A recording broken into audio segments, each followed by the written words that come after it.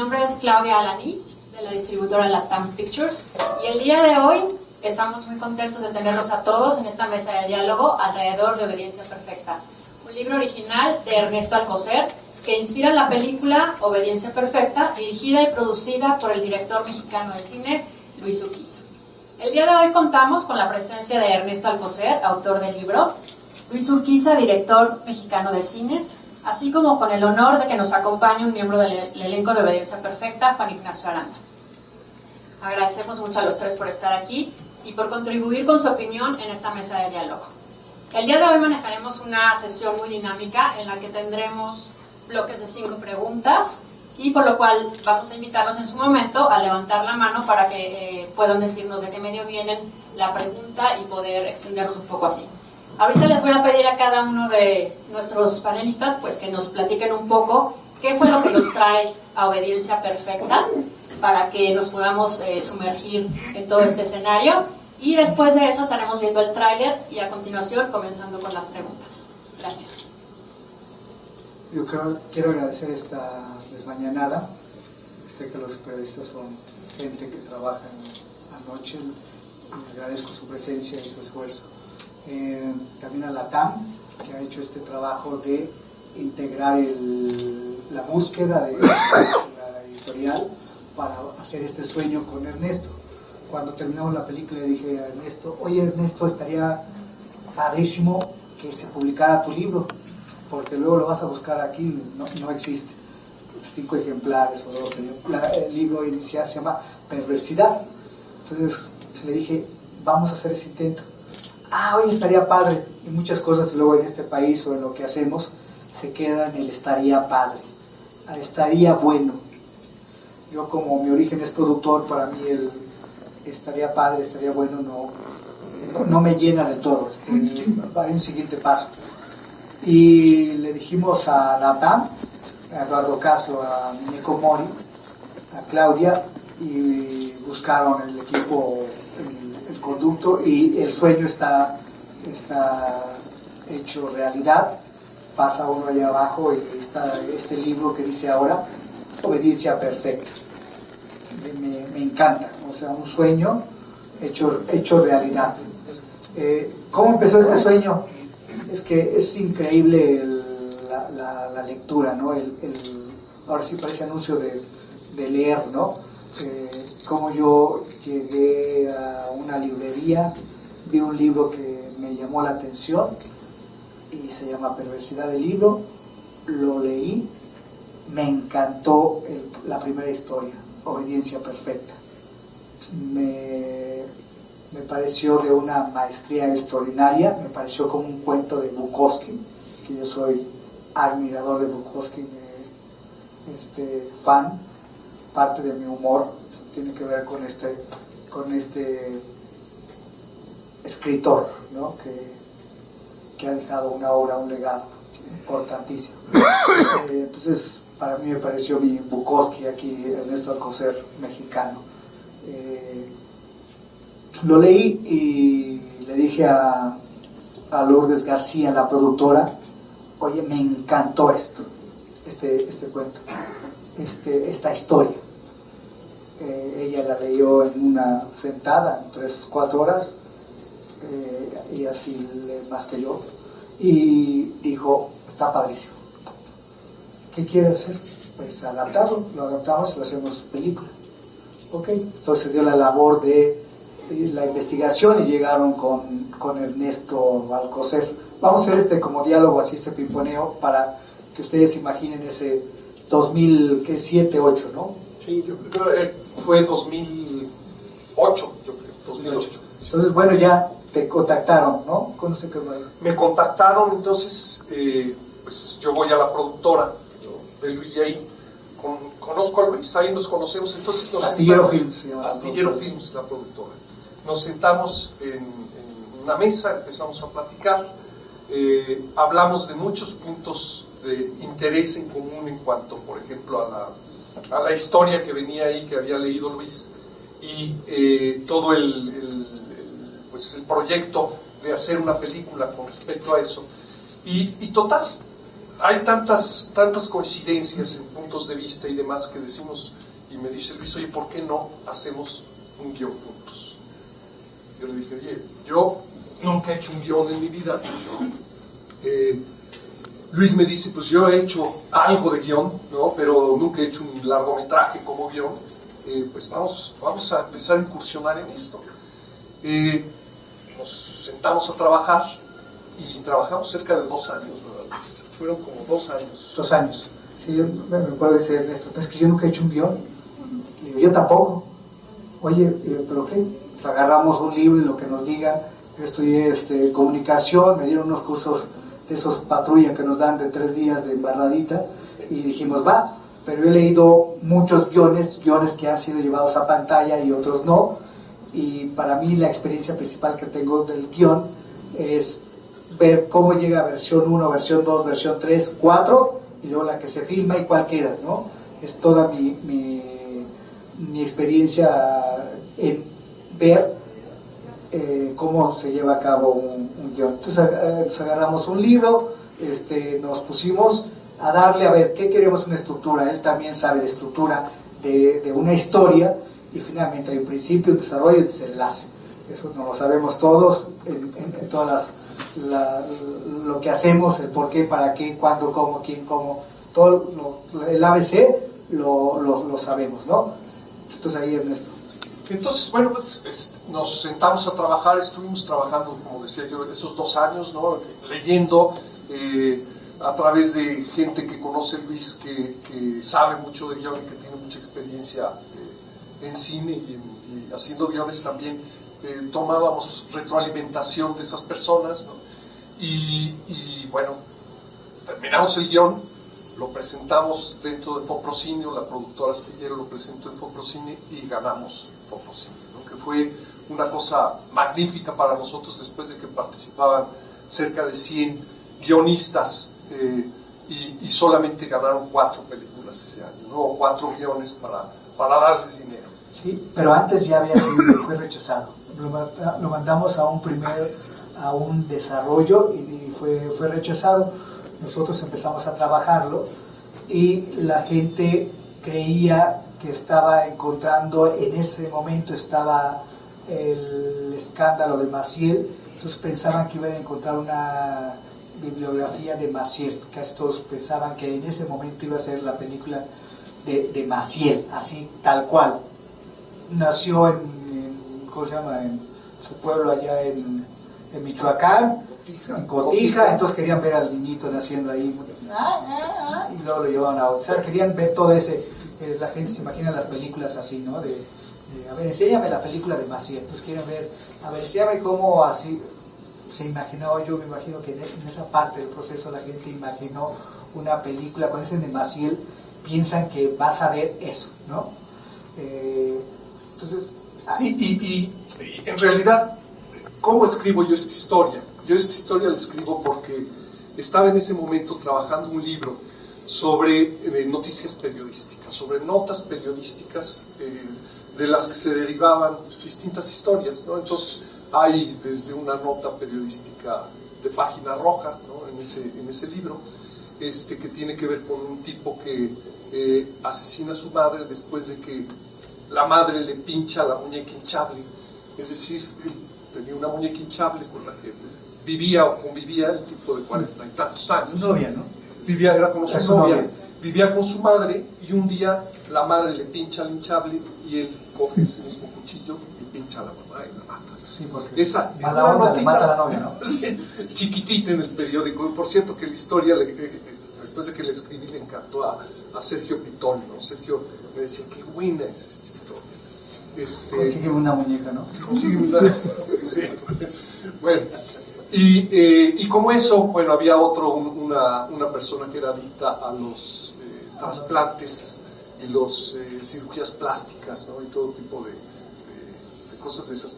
Y otra historia, de pronto leo una nota de Ricardo Facio en La Jornada. Carlos Facio, perdón. De Carlos Facio en La Jornada. Y hablaba precisamente del caso Maciel.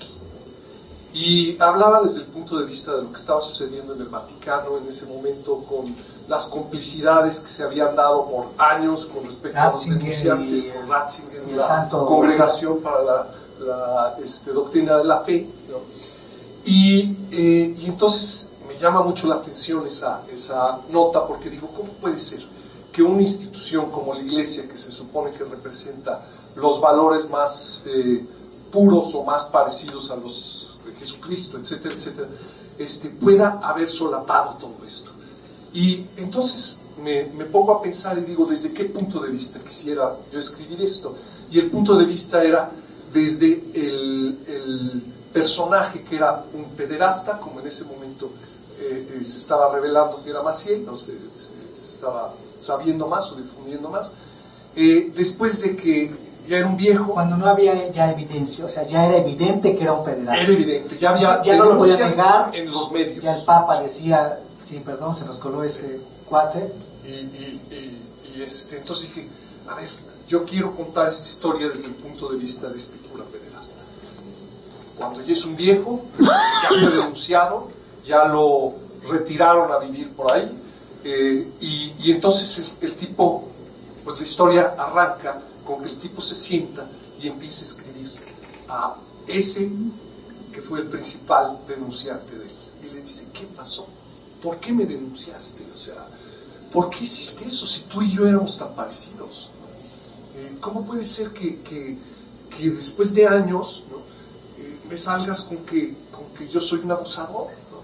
Pero lo que tú me y yo importaba, que nos juramos amor eterno, ¿no? Claro, tú y yo casi que nos juramos amor eterno, ¿no? Que acabamos siendo uno como el otro, ¿no? Tú que entraste en el concepto de obediencia perfecta, ¿no? Que era la más perfecta de las obediencias, es ser exactamente, pensar como yo pienso, actuar como yo actúo, sin cuestionarte nada. Ya estás tú, ya no tienes voluntad propia, porque tu voluntad es la mía. Y eso se supone que pasó contigo, y resulta que me estás denunciando años después. No lo comprendo, ¿no? Entonces arranca con esa carta y después ya viene no era tan toda la historia. Perfecta la obediencia. Y ahí, bueno, después cuando toda la cuestión de la filmación de la película. Bueno, ahí en esta parte hicimos el guión, gana el concurso, supongo que gana porque está presentado bien el proyecto y por el guión. Siempre en estos comités importa el guión, cuál es la materia prima, ¿no? Ya empezamos ganamos el concurso, hicimos un desarrollo del proyecto. En este desarrollo del proyecto, que fue largo, fue la búsqueda del niño. La búsqueda del niño fue importantísima porque encontrar un niño actor era complicado, y con las características que tenía la historia. Entonces lo hicimos 1 año y medio antes el casting, y ya que teníamos a los niños, empezamos a ver el grupo de adultos, de los padres, de los curas. Y yo he visto esta parte de aquí de Juan Ignacio, que es camaleónica como actor, donde puede interpretarte a Galeana y al padre a Quintanilla en Hidalgo, y personajes que ha hecho en la televisión o en otras producciones. Me dije, ¿sabes qué? Juan Ignacio me da perfecto para el cura que le lleva a los niños, y que es amanerado y encantador, y él dice, yo no tengo problema, yo soy así, y que me acepte el que quiera. ¿Mande, no? No, amanerado no. Entonces, bueno, a mí lo importante, esta es la primera vez que tenemos esta reunión en nuestros mundos de la producción de Corley, llamados. No hemos tenido esta oportunidad de saber cuál era tu opinión. Bueno, me lo dijiste, la opinión del guión, pero ya leíste la historia y no sé qué nos puedes también decir. Sí, la parte más afortunada del trabajo del actor es enfrentarse a personajes que no tienen nada que ver con uno. Y yo a Luis Urquiza le tengo que agradecer que esta es la tercera oportunidad que me da para interpretar un personaje totalmente distinto a Lourdes García, productora. Lourdes y Luis. Entrañables amigos ya, la primer película, como decía Luis José Quintana, papá de la segunda mujer, papá de Anita de la Reguera. Fue una película sensacional. Después Morelos, donde interpreté a Hermenegildo Galeana, que el personaje da para otra película, El Solito.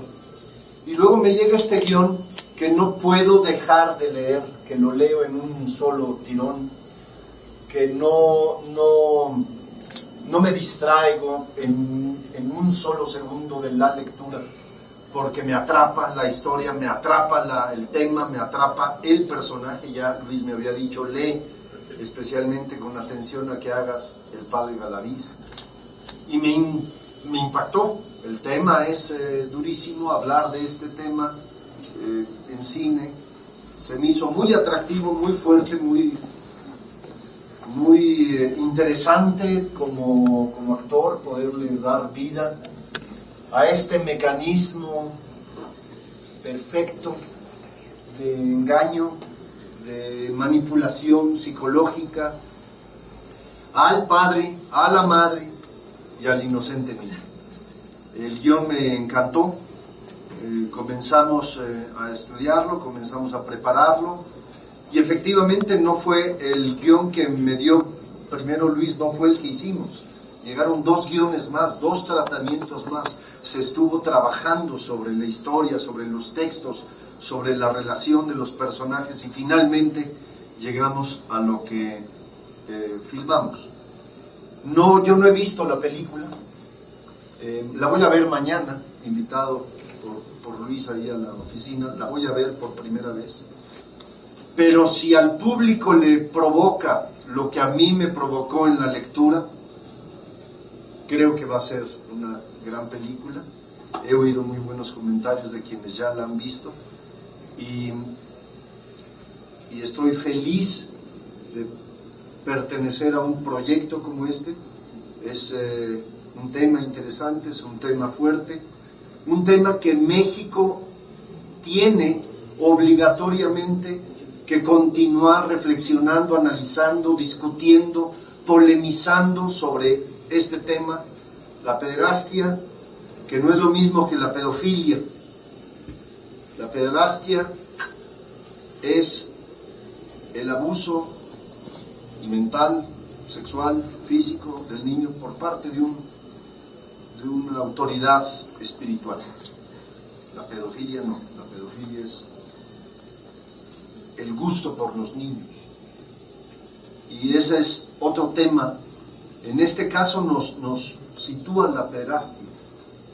La pedofilia da para otro tema y otra discusión, de modo que agradezco aquí enfrente de los medios la oportunidad. Estoy feliz de este tercer personaje que me das, y que vengan muchos más. Luis Urquiza. Muchas gracias. Y Lula García. Muchas gracias. Yo quiero decir algo respecto de la actuación de Juan Ignacio, ¿no? Yo le estaba comentando, y le hemos comentado Luis y yo también, cómo Juan Ignacio, el papel que tiene dentro de la película, le da, a pesar del tema, y siendo un tema tan difícil, tan denso a veces, ¿no? O tan difícil a veces de tragar, ¿no? Tiene un sentido del humor, de una sutileza y de una que te va aligerando de repente momentos en la película, y eso uno como espectador lo agradece mucho. Ya la verán ustedes, esa película. Sí. Para mí es importante Juan Ignacio, y la integración de Juan Ignacio con Juan Manuel, y la ayuda que dio Juan Ignacio a los niños. O sea, el respeto cómo trataron a los niños Juan Ignacio, Juan Manuel, Luis, el tocayo, Luis Ernesto Franco, y todos los chicos, todos los adultos que participaron, y la manera como le dieron a los chavos es impresionante. El profesionalismo, Poncho Herrera, Juan Carlos Colombo. Bueno, muchas gracias por su opinión. Quería aprovechar no estaba considerado en la agenda, y creo que esas cosas luego son buenas porque nos da sorpresas la vida y no es todo tan cuadrado. Está aquí con nosotros Alejandro Giacomán, un compañero amigo, igual que la familia que hemos hecho con Juan Ignacio. Pásale a mi querido Alejandro. Alejandro Giacomán es el que hizo la música de esta película. Y Alejandro ya trabajó con nosotros en Hidalgo, Morelos y ahora Obediencia. Y estaría padre de todo lo que has escuchado, Alejandro, que nos comentaras tu visión de lo de la película, ¿no? ¿Cómo llegamos ahí? Bueno, yo empecé una vez, No se oye, ¿no? bueno, la primera vez que a mí me presentaron el proyecto, Luis me llamó al celular y me convenció una mañana de sábado que fuera a una lectura. Y entonces fui y desde ahí quedé bastante sorprendido de la fuerza que tenía el guión y la película. Y Has ahí, convertido en un censor, ¿eh? bueno, de alguna manera de repente uno tiene que pues expresar un poco su opinión. Yo no siempre creo que el escándalo sea un vehículo para apoyar a una película, y entonces he estado tratando de controlar un poco el asunto. Y bueno, después ya vi avances de la película, en el cual pues al principio estábamos varias gentes reunidas viendo las escenas sin cortes, y de repente estaban pues haciendo bromas y diciendo cosas y todo, pero después hubo un momento mágico en el cual enmudecimos todos y quedamos y seguimos viendo las escenas, ya el resto de la película en silencio. Y después pues ya vino el proceso normal de una película, vinieron los ejemplos que Luis dio para hacer la música, vino pues un montón de detalles interesantes que él quería poner en la película, y pues ya la trabajamos, y todavía es muy interesante porque pues Luis es su primera película y me dio bastante libertad, y de todas maneras jugamos con un montón de detalles, inclusive ya en los momentos en que estaba terminada y que estábamos en la regrabación, en la parte final donde se mezcla todo el audio de la película, Luis quiso jugar un poco con las músicas, cambiarlas de lugar, ponerlas, y eso pues le da una frescura al trabajo muy interesante. Y bueno, ha quedado algo que yo espero que les parezca de muy buena calidad, ¿no? Yo agradezco a Alejandro la generosidad con un presupuesto limitado. Él creó canciones hechas para estos momentos de época, y cuando yo le dije, oye, estamos negociando una canción de los Rolling Stones, me dijo, sí, cómo no, está muy bien. A ver si lo consigues, ¿no? Y luego la de Popotitos, que es otra canción, que la de Enrique Guzmán, ¿no? Pero la de los Rolling nos llevó como 3 meses, ¿no? 3 meses la negociación, que lo hizo Herminio Gutiérrez, el supervisor musical. Herminio trabajó por ese camino y lo consiguió, porque la historia de esa canción era que ya había un antecedente que querían $200,000. Imposible, casi el costo de la película. Dije, no, imposible. Entonces Herminio trabajó eso, y al final siempre Giacomán dijo, tiene que ir una canción de ese tamaño, de ese nivel. Y y logramos tener,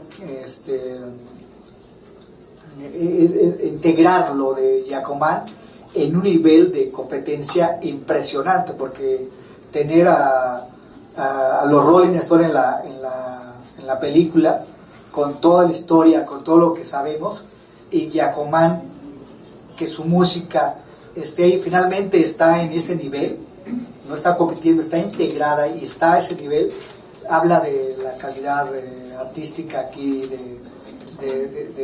del maestro Giacomán, y yo lo reconozco. Ya nos dio nuestro único Ariel ahí en Hidalgo, la historia jamás vista, y en Morelos, que nadie la vio, pero ahora Obediencia Perfecta sí será vista, y Alejandro fue importantísimo ahí en los ambientes. O sea, yo digo, la filmación de la película, la edición de la película es una película. En el momento en que entra Giacomán, adquiere otra dimensión la película. Sí, Alejandro te contiene la película. Había una cantidad de música, la fuimos moderando, y a la hora de la mezcla hay una secuencia, la secuencia de los Rolling, que luego ahí nos echábamos unas discusiones porque la querían un poquito más bajita, y yo decía, que se revienten las bocinas, que yo quiero que se revienten, quiero que suene y que la gente se incomode y diga, bájenle, ¿no? O sea, bájenle volumen. Eso está a propósito, y entonces con Alejandro, que quería tener ese control, yo dije, no, arriba, órale, toda la locura, está la locura ahí. Y con Alejandro logramos esa... yo puedo, con todos los que están aquí, puedo hablar las cosas. Juan Manuel, todo el cast, los niños, hablábamos las cosas. Se hizo bajo acuerdos, no era nada más mi locura, ¿no? Mi orden, ¿no? Yo para mí, no sé, esto que dice Luis y que dice Alejandro y eso, fue muy bueno como proceso creativo, ¿no? Hicimos un proceso creativo dirigido y coordinado con Luis, pero en el que, pues desde el inicio, lo que estaba contando Alejandro, ya nos reunimos a hacer una lectura de guión con algunas personas entre las que estaba él, ¿no? Y todavía el guión estaba bastante verde, ¿no? Pero ahí iba siendo ya la integración entre todos, ¿no? Todos nos íbamos pues integrando entre nosotros y viendo la misma perspectiva acerca de la película, y eso fue, y de la historia y demás, ¿no? Entonces, así como esta forma de trabajo con Luis fue, yo creo que maravillosa, excelente, ¿no? Porque por lo menos en mi caso, yo me sentía muy bien, ¿no? Y muy como participando no solamente de la parte del guión, sino en la parte de la filmación, del casting, de las locaciones, de ¿cómo se llama?, la edición. O sea, fue un aprendizaje impresionante. Yo invité a Ernesto a todos los procesos, que les digo que yo soy admirador de Bukowski, y Bukowski escribió un libro y luego lo llevó a pantalla, ¿no? Sí. Y luego escribió un cuento de cómo era cómo era la filmación, y decía, de toda la cantidad de gente que veo aquí, la mitad debe trabajar y los otros se hacen, entonces hablaba de ese proceso. Entonces yo quería que Ernesto tuviera esa parte. Nunca había estado en una filmación, no sabía que era una cámara. Coincidió que teníamos que filmar primero Hidalgo, entonces ya estábamos escribiendo, le habíamos mandado a concurso, y invité a Ernesto a una filmación a San Luis Potosí. Ahí conocí a Juan Ignacio. Sí. Y ahí Ernesto estaba extrañado de los extras, de la gente, los actores, cómo le hacían, y fascinado, y le digo, esto lo vamos a hacer, esto va a pasar con nuestra película, lo vamos a hacer. Entonces yo sí integré a Ernesto a este proceso, y todos los procesos lo voy y lo integro, música, edición, todo, las discusiones que se armaban en torno a la película con Walter Duener, con Toño Serrano, con los amigos, siempre estuvo Ernesto. También hay Cassandra Alcocer y Rosa Beltrán, hija y esposa de aquí de Ernesto, pues teníamos discusiones y teníamos los cortes, así como el guión pasa por procesos y haces versión 1, versión 2, versión 3, Luego la edición viene versión 1, versión 2, versión 3. Y con la música 1, 1, 2, 3. O sea, todo siempre viene otro proceso. Cada vez que vas a dar un paso, siempre ese paso va uno con sus cómplices. Yo tengo mis cómplices en este proyecto. Ahora les vamos a compartir otro extracto de la película para que ya sobre ese extracto vayamos ahora sí a nuestra sesión de preguntas.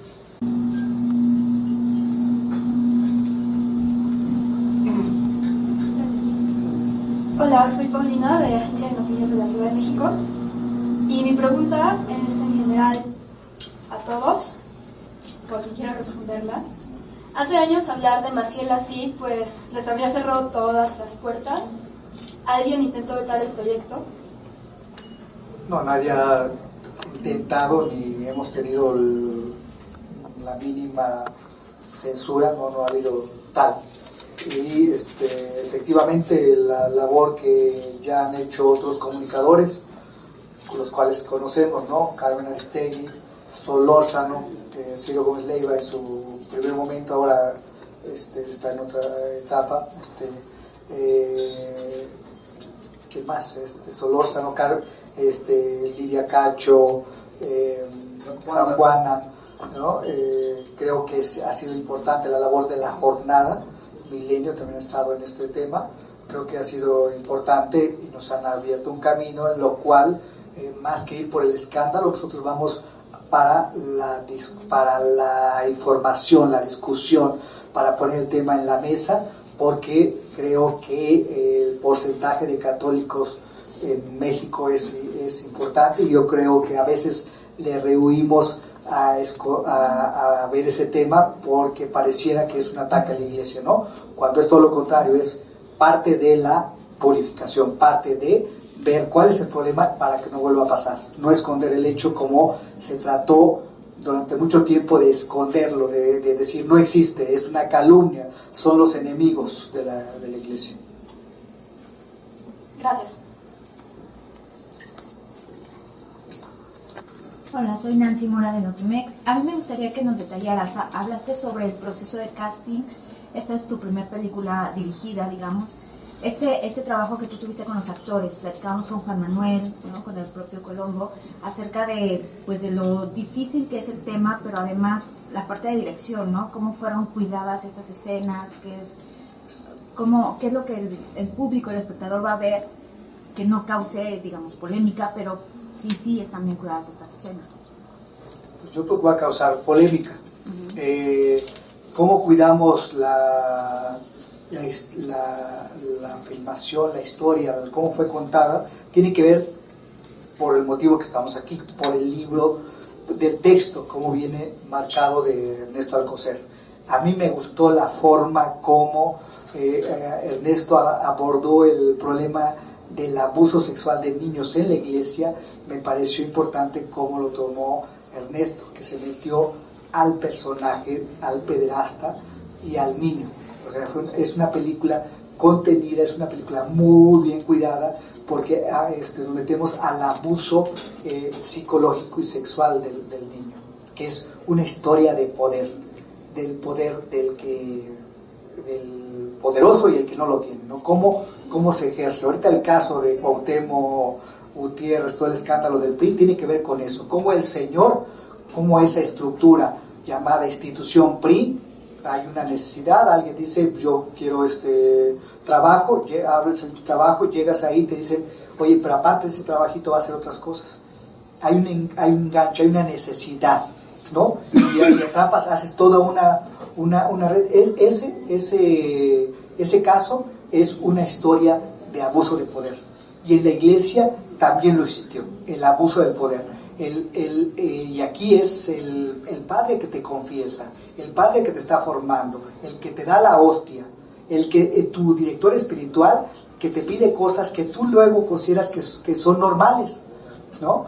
Y ese es el engaño de este padre, buena onda. No solamente ahorita hay un escándalo hoy día de este sacerdote o de un ministro en San Luis Potosí que abusó de más de 100 niños. En Oaxaca hay otro ministro que abusó en la sierra de Oaxaca más de 40 niños. Van unos sacerdotes valientes van y denuncian con el obispo, y el obispo dice, no pasa nada, no hay pruebas, y mueven al padre a otro lugar. Habla del abuso en la iglesia católica institucional como estructura. Por eso lo quieren, es un delito que hay que poner, porque aprovechas de ese poder que tienes tú, de convocatoria, de confianza, para abusar, para aprovecharte. Sí, incluso, bueno, siguiendo un poco la idea de Luis, esta cuestión de la complicidad se trata mucho en la película y en la historia, ¿no? Y cuando uno ve, un poco disecciona el proceso de complicidad, es interesante ver que cuando las jerarquías, como por ejemplo la jerarquía eclesiástica unida con la jerarquía del poder económico y político en un país como el nuestro, y parece que en el mundo entero pasó lo mismo, ¿no? Va haciendo que una persona que está dentro de una iglesia, por ejemplo, un pederasta, vamos a decir, como es el caso se vaya sintiendo cada vez más protegido. Entonces, y poderoso, porque dices, ¿sabes qué? A mí no me pasa nada, yo soy impune. Y por tanto, ¿y por qué soy impune?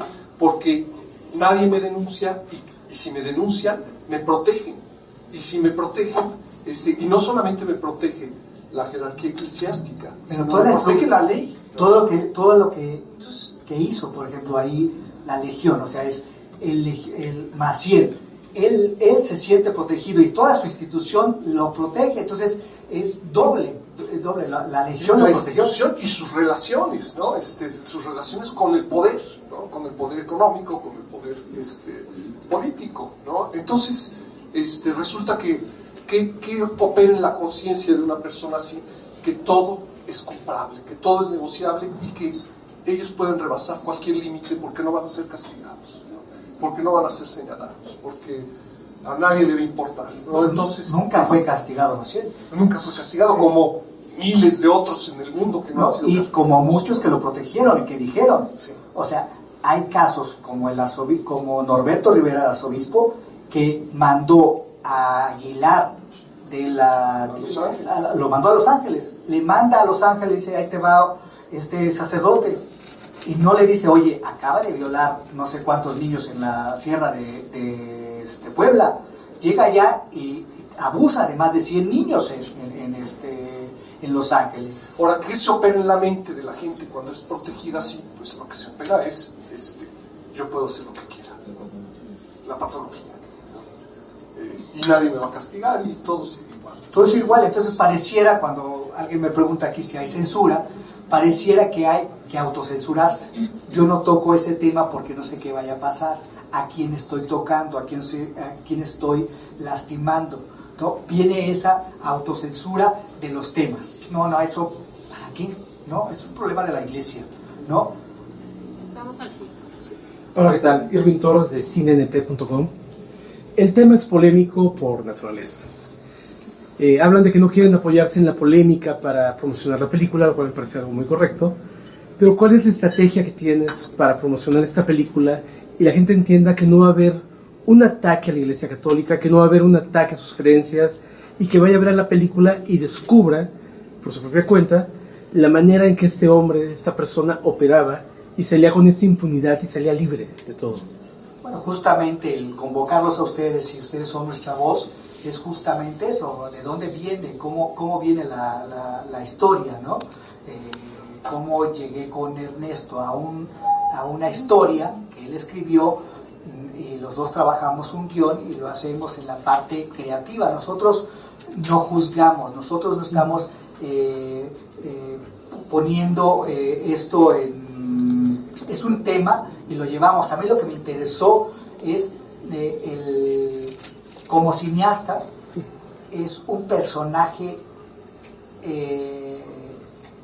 en ese sentido de la perversión de los límites. ¿Cómo llega un personaje a ser el fundador de una orden? ¿Y cómo cae el poder político, el poder económico en sus manos? Eso es lo interesante del caso Maciel, o del caso Rivera, que protege a Aguilar parece protección, si no, ¿a poco no sabías nada de ello? ¿Cómo la alta jerarquía, como Juan Pablo II, como Benedicto, sabían de Maciel? Hay videos, está en las redes, tú ves el Papa diciendo el ejemplo de la juventud. Lo puso a Maciel, ejemplo de la juventud. Al Papa lo van a hacer santo el día 27. El Señor sabía de las conductas delictivas, hay que decirlo tal cual, de Maciel y de los legionarios, porque los legionarios lo protegían. El Señor operó bajo esa protección. Entonces nosotros, los hechos están ahí, no los hicimos nosotros. Yo como cineasta me reúno con un escritor y creamos algo y se lo damos a unos actores, nuestra materia, los actores son nuestra cara, y trabajamos con un músico y hacemos una obra que nosotros necesitamos de los medios para que se difundan y vayan a ver esta película que está basada en hechos reales, que es una realidad de nuestro país. A eso convocamos. Nosotros creemos que la película por sí sola se va a recomendar. Los necesitamos a ustedes, por eso agradecemos su presencia. Ok, vamos con Milenio. Hola, buenas tardes. Norma Ponce de Milenio. ¿Ya hubo o esperan que haya una reacción por parte del cardenal? Y justamente acabas de mencionar que es una realidad de México. ¿Esto viene sucediendo en otras esferas como en la política? ¿Qué me puedes decir? Yo no soy el cardenal, yo soy Luis Urquiza. Puedes irle a preguntarle al cardenal, que ya viste el tráiler. Si quiere, yo ya le hice una invitación al cardenal a través de sus oficinas de comunicación social para que vea la película. Creo que es importante otra vez volvernos a sentar, poner en la mesa el tema y todos crecer, todos ver, todos yo planteo mi punto de vista, él debe tener su punto de vista. Yo ya lo invité, podría ser conducto y irle a preguntar al cardenal que si quiere ver la película y qué opina de esto. Yo te lo voy a agradecer.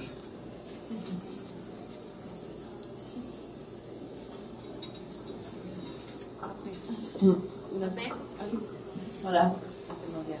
En cuanto a la manera en la que se filmó la película, se ha dicho que tuvieron mucha precaución. Eso no sé si entra dentro del autocensurarse o más bien el ser cautos y evitar problemas, pero quisiera que nos comentaran un poco de eso, sobre todo porque pareciera que como la historia retrata problemas que pasaron y que siguen pasando en México, pues lamentablemente también tuvieron que hacer eso para poder llevar a cabo esta historia tan delicada. Como comunicólogo y como cineasta, cada quien tiene su estrategia de trabajar un tema. Tú como periodista, si te dedicas al narcotráfico o te dedicas a un tema espinoso, tienes tu estrategia para llegar con el cártel X que vas a entrevistar. No vas a decir tu fuente, no vas a decir cómo llegaste, tienes tu propia estrategia, ¿no? Nosotros como cineastas tomamos estrategias porque filmábamos en lugares que obvio te podían confrontar en ese primer momento, como era filmar en una iglesia, filmar en un colegio católico, y tuvimos nuestra propia estrategia que nos funcionó y aquí estamos con un producto que va a ver la gente. El día 1 de mayo va a poder ser testigo de este evento esperado de la obediencia perfecta. Me gustaría comentar en todos los llamados en los que coincidimos con los niños, que fue la mayoría, la gran mayoría, los papás estaban ahí, papá y mamá, en algunos casos de los niños. Estaban presentes, estaban viendo qué se hacía, cómo se hacía. Margarita Mandoki, la coach. La maestra Margarita Mandoki trabajó con los niños previamente. Me acuerdo el día que yo fui a prueba de vestuario, estaba la maestra haciendo ejercicios con los niños, platicando del tema.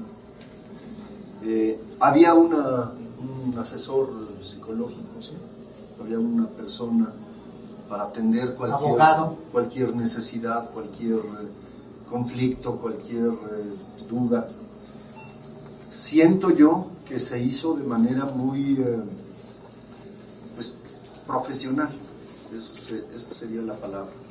Se trabajó con contacto, con delicadeza, y eso, como trabajamos con muchos jovencitos, eso creo que Luis y toda la producción, Lula, toda la producción hizo muy bien en tocar este tema de esa manera, ¿no? Con cuidado, con tacto, y en la pantalla se ve un poco eso. No, el guión no es morboso, es lo que a mí me gustó. Vamos a hablar de este tema y cómo no hablar de lo morboso, de lo sucio, de lo difícil, de lo asqueroso que es el tema. El guión no es morboso. Entonces la película tampoco. Se logró eso. Y porque por ahí alguien decía, ¿cómo no va a afectar esta película a los mexicanos si somos bien católicos todos? ¿Cómo no nos va a tocar? Y qué bueno. Yo lo que digo es, Sí, claro. por ejemplo, yo basé mi personaje, cuando yo hice la primera comunión, mi padrecito era toqueteador, en el buen sentido de la palabra. El cachetito me agarraba, me abrazaba, era apapachador, toqueteaba, todos nos toqueteaban. Ahí me basé para este personaje. Le decía a Luis, déjame tener este contacto continuo con los niños, ¿no? Porque pues, me recordó a este personaje, ¿no? El chiste es un poco plantear una situación para que no se olvide la situación. Ahí están los casos, no pasa nada, aún nadie cae, los meros los estamos santificando. Entonces, de repente es terrible que vivamos en un país, ¿verdad?, donde se nos hace normal la injusticia, la ilegalidad, la corrupción, la piratería y el abuso sexual. En otros países están despenalizando el abuso sexual. ¿A dónde vamos a llegar? Entonces, yo creo que lo mejor que podrá hacer esta película es que estas familias católicas mexicanas vean cómo pudo haber sucedido el engaño a padres, a madres y a inocentes criaturas. Para que no vuelva a suceder. Para que no se repita. Sí, y yo creo que, digo, cuando escribimos la historia, ¿no? Fue mucho basado en la parte interna de los personajes, tratando de meternos en la conciencia de los personajes, y eso está reflejado ahí, ¿no? De personajes con ese tipo de características. Entonces, eso hace también que sea mucho más sutil pues todo lo que se ve. Okay. Vamos con Reforma. Sí, bueno, Nayeli de Reforma, precisamente para allá va la pregunta: ¿cómo fue el proceso de adaptación del libro a la película? ¿Qué retos se enfrentaron? Y los personajes, ¿cómo fue esta creación? ¿Son los mismos del libro? ¿Cómo fueron saliendo? Un poquito sobre eso. Sí. Bueno, algunos son los mismos del libro, otros no. Hay algunos personajes que, sobre todo los principales, pues que ahí están, ¿no? Y esos toda pues el trabajo interior de esos personajes, ¿no? Yo creo que el eje, la estructura, el título de la película, que es Obediencia Perfecta, viene de una frase de San Ignacio de Loyola, o no es una frase, es parte de sus ejercicios espirituales. Entonces él distingue tres tipos de ejercicios de obediencia, ¿no? La primera es obediencia imperfecta de primer grado, que consiste en yo hago lo que tú quieres que yo haga, ¿no? Por amor a ti, ¿sí? Hablando de Dios, o sea, yo hago lo que Dios quiere que haga por amor a Dios, ¿no? Pero es imperfecto porque lo estoy haciendo no por convencimiento. El segundo también es imperfecto y es yo hago lo que tú quieres que yo haga porque estoy de acuerdo, me parece bien. Y el tercero, que es el perfecto, el único perfecto, es yo hago lo que tú quieres que yo haga porque yo pienso y siento y soy igual a ti. Y esa es la obediencia perfecta. Entonces, la estructura de la historia, como la estructura de la novela, está basada o sigue ese camino, ¿no? Es un camino como de aprendizaje en donde tú vas viendo qué va pasando el niño, ¿no? Junto con el cura, o el cura lo va induciendo para que vaya pasando por esos distintos grados de obediencia. Hay algún momento en donde le dice, tú estando aquí conmigo vas a aprender a conocerte y tú vas a aprender a hacer, a querer aquello que ahora más aborreces. Esa es una frase que aparece ahí. Sí, y efectivamente hay de los personajes, Ángel de la Cruz está en el libro, Sacramento Santos está en el libro, y luego incorporamos a partir de mi experiencia personal. Yo estuve en un seminario, iba para cura de los 12 a los 20 años, y a partir de ahí conocí a los curas, entonces les doy homenaje ahí en la película, y hay escenas de la película que pasaba en esa experiencia, en esos años de vida, y los incorporé en la película, de lo que hablábamos, ¿no? Sí, yo creo que nos divertíamos. Sí, fue muy...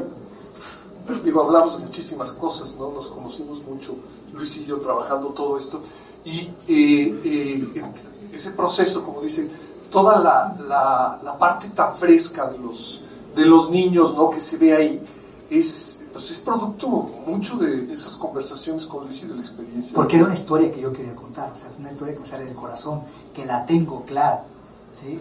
Cuando sale el escándalo de Maciel, a mí me rompe, porque para mí esa experiencia fue importante y me cuestionó el lavado de cerebro que se da en un seminario, o que hace ciertas religiones cuando caes en el fanatismo para tener a la gente controlada, el lavado de cerebro. Ahí también hay un abuso.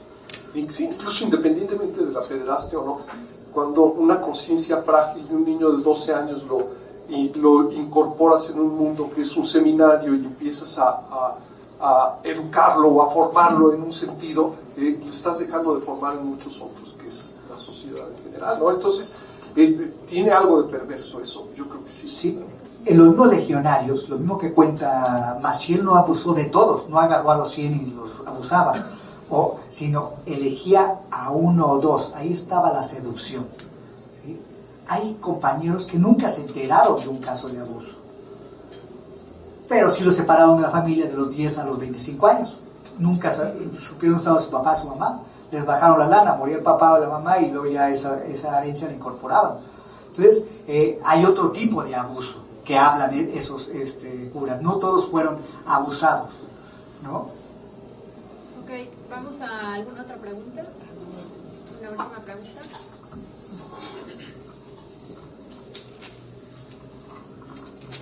A mí lo que yo no he visto la película, y para hacer un comentario pues es fundamental verla. Yo solamente una pregunta como exploratoria.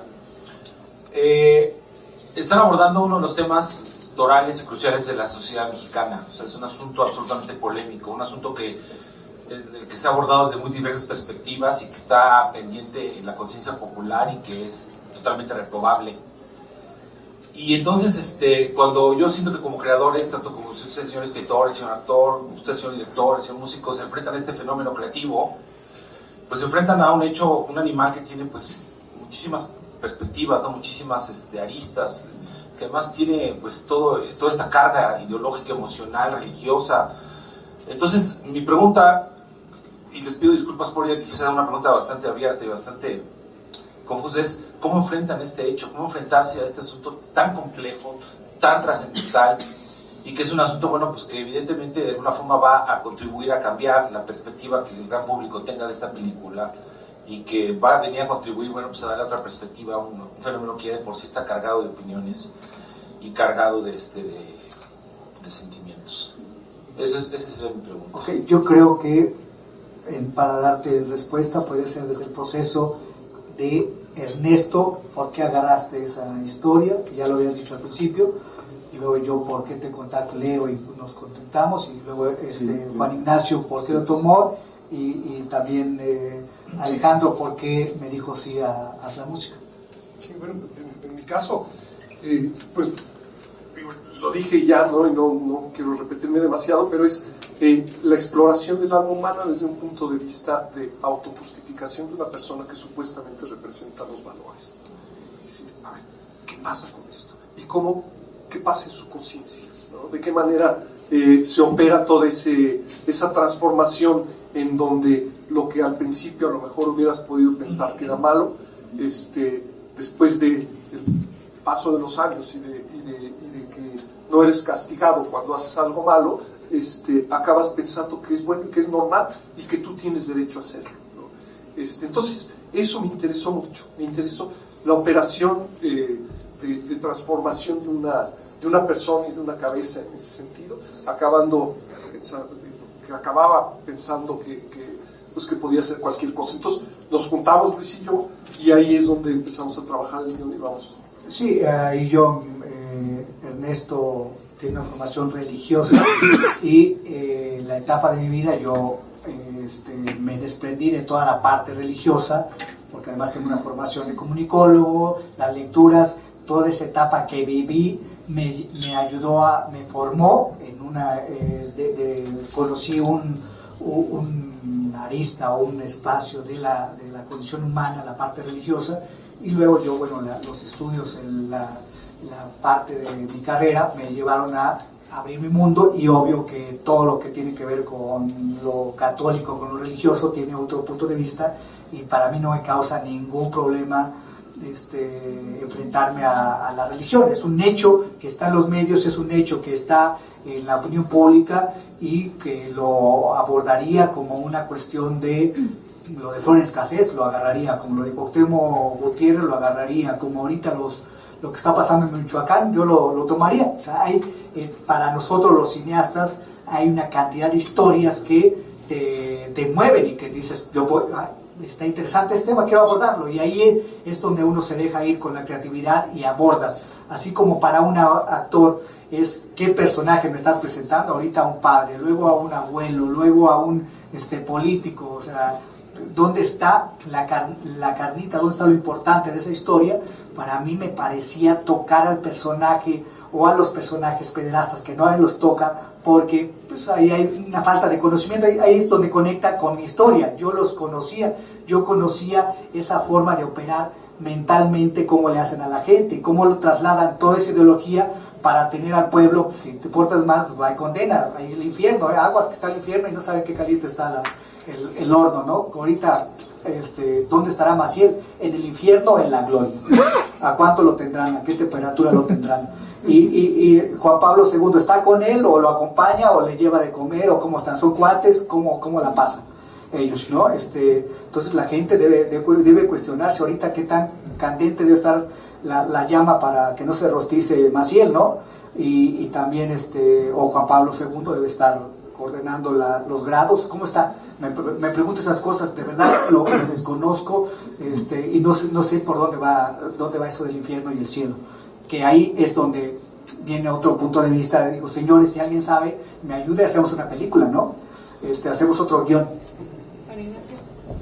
Sí,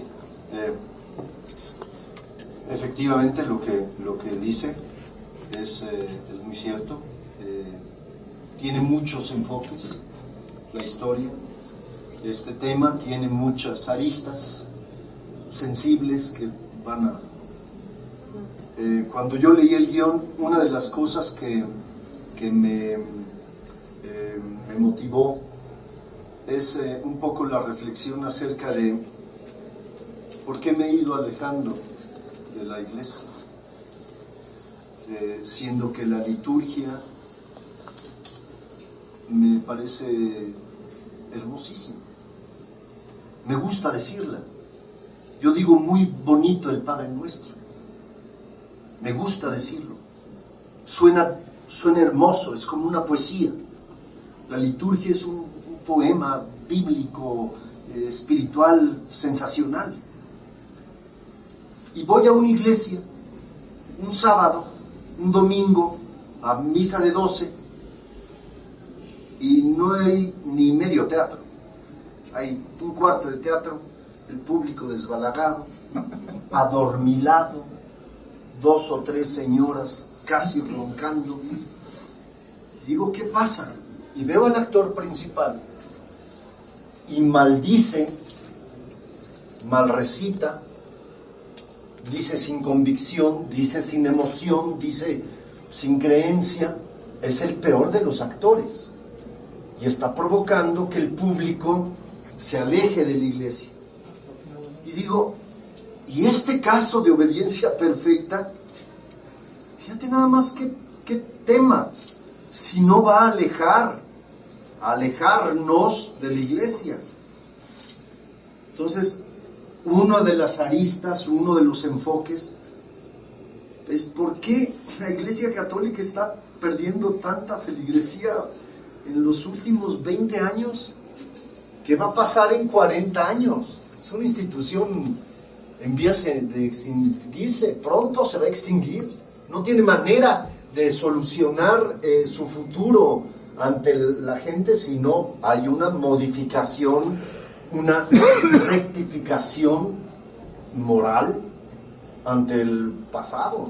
¿Cómo? Nada más pidieron disculpa, lo aceptaron y ofrecieron una disculpa, fue todo. Pero es debida, o sea, es una modificación estructural. Y para que venga estructuralmente, bueno, los curas se tendrían que casar. Esa absurdez del celibato. Otra absurdez es los bienes, o sea, cómo se reparten y cómo viven, o sea, cómo vive un ministro, ¿no? Los hay en otros lugares, hay obispos ejemplares, está Raúl Vera, que es un obispo ejemplar, ¿no? Los hay también, ¿no?